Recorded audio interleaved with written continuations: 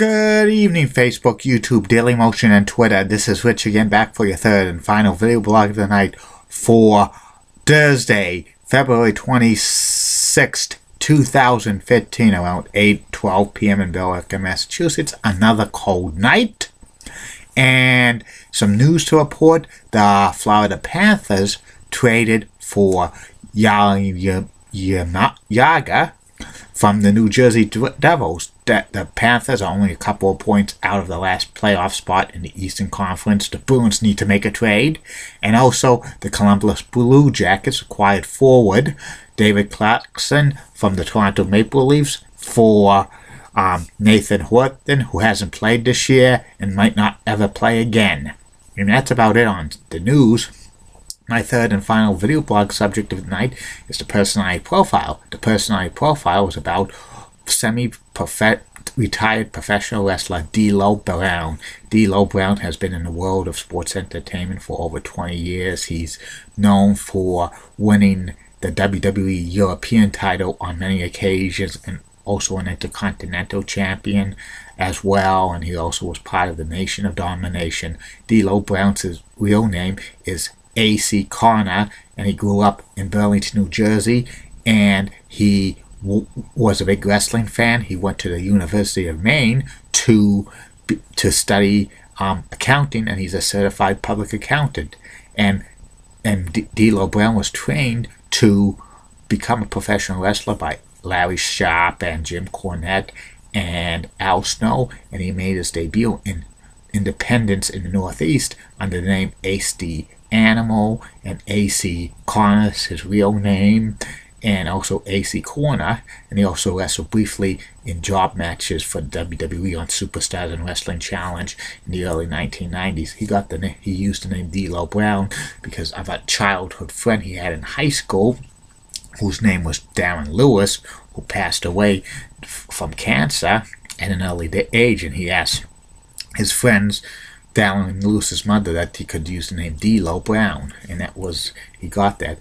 D'Lo Brown got his first major break in Smoky Mountain Wrestling as the bodyguard of the Gangsters, Mustafa and New Jack, and he also started wrestling in WWE, like Developmental Territory Heartland Wrestling in the mid-90s, and also appeared on WWE TV as jobbers. He first got his major break in the WWE as a member of the Nation of Domination. He was first a suit for the Nation of Domination, but he entered some matches. He was in a six-man tag with Savio Vega and Crush on Shotgun Saturday Night against Freddie Joe Floyd, Aldo Montoya, and Barry Horowitz. And eventually, D'Lo Brown started to wrestle more. He stopped wearing the suits and he started to wrestle more in the WWE as part of the Nation of Domination. He lost a lot of matches, but he also won a lot of matches. He eventually won the European Championship over Triple H in July of 1998, and he won. He actually feuded with X-Pac and Al Snow and several others over the European title, and won it on many occasions. Also, he formed a tag team with Mark Henry, and they were unsuccessful in winning the WWE Tag Team Championships. In the summer of 1999, D'Lo Brown got into a feud with Jeff Jarrett over the Intercontinental Championship, and D'Lo Brown won it from Jeff Jarrett on a Raw. But a few weeks later, at SummerSlam 1999, Jeff Jarrett regained the Intercontinental Championship by beating D'Lo Brown, and D'Lo Brown's friend Mark Henry turned on D'Lo and sided with Jeff Jarrett, and Jeff Jarrett also won the European Championship, and Jeff Jarrett gave the European Championship to Mark Henry, but that was short-lived because D'Lo Brown regained the European title a short time later. And on October 6th, in October of 1999, D'Lo Brown was involved in a match that permanently ended the career of Droz and paralyzed him when he blotched a move on Droz. This match was going to be taped for SmackDown, but they could not air because of like Droz being paralyzed, and it was edited out. And after that botch move, the WWE soured on D'Lo Brown. D'Lo Brown lost the European title, and he got de-pushed. He was like in meaningless feuds, mid-carder. He briefly teamed with the Godfather, but he turned on the Godfather, and eventually he got stuck in tag teams with Chaz, and they were managed by Tiger Ali Singh, and D'Lo Brown and Chaz wore like this like kind of Arab costumes and stuff like that, and it was pitiful.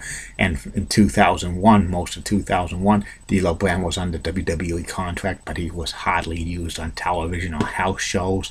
He was sent down to developmental territories, which was like the Ohio Valley Wrestling and Memphis and stuff like that. And there was rumors that WWE was going to cut him, but they didn't. He got brought back up to the main roster in 2002, and he was in matches sometimes, but he didn't get any big push and stuff like that. He had a blindfold match on Raw with Triple H, which was pretty good, but Ric Flair interfered in that. And in January of 2003, D'Lo Brown was involved in an angle where Teddy Long came back as like a manager, and it was something to do like with kind of races. It's like something with an angle playing the race card and stuff like that African Americans were being held down by the WWE politics and stuff, and D'Lo Brown was managed by Teddy Long for like a few weeks and stuff like that, and Teddy Long told the fans to get down with the Brown.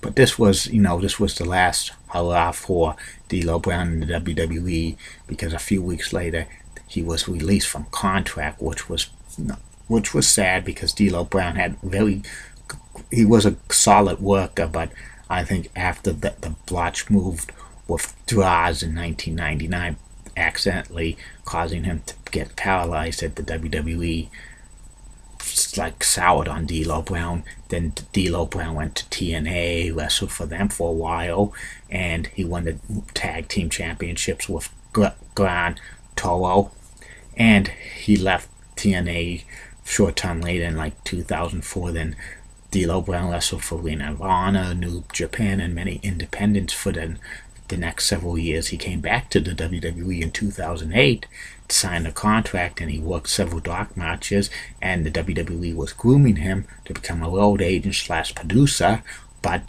the WWE released him again in 2009 for reasons unknown. I just don't know why. Then TNA re-signs him in 2009 and to become their lead agent and stuff like that, and he is like on television a lot, and he like sometimes wrestles and stuff like that.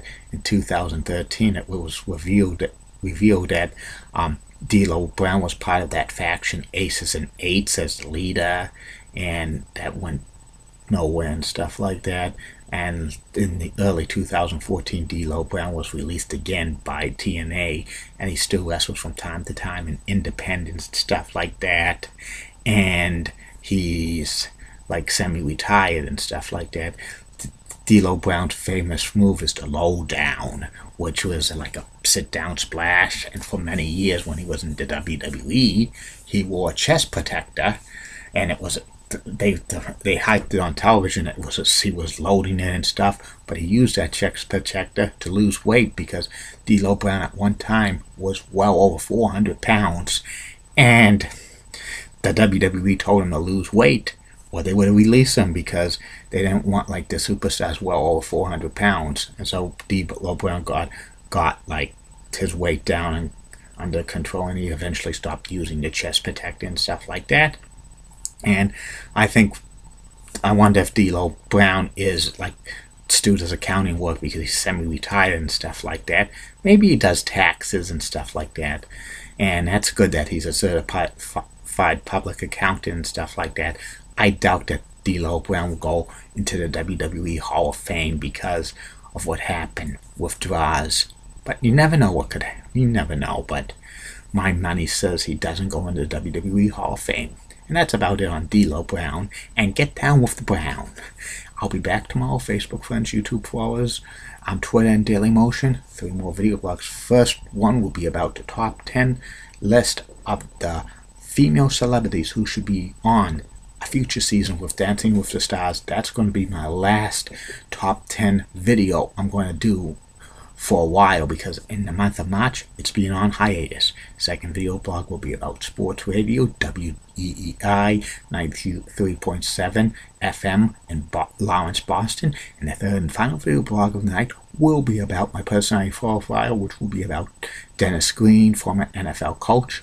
And coming soon to these video blogs will be about the Amtrak Down East star. I'll also talk about Demolition, former WWE Tag Team Champions, Patrick Ewing, and March Madness is coming in March. And next week, it's a theme week for the personality profiles, which will be about Toronto Blue Jays and Toronto Maple Leafs players who classic ones. Some of the names that I might be telling you about: Wendell Clark, Rick Vive, Matt Sundin, Doug Gilmore, Carlos Delgado, George Bell, Dave Steve. Those are the ones that might be the personality profiles. And then the week before March Madness, there'll be March Madness profiles of 7 famous college basketball personalities, and WrestleMania reviews, and Major League Baseball 2015 predictions, and maybe, just maybe, Julie Broughton and Heidi Pratt. Good night, everybody. See you tomorrow.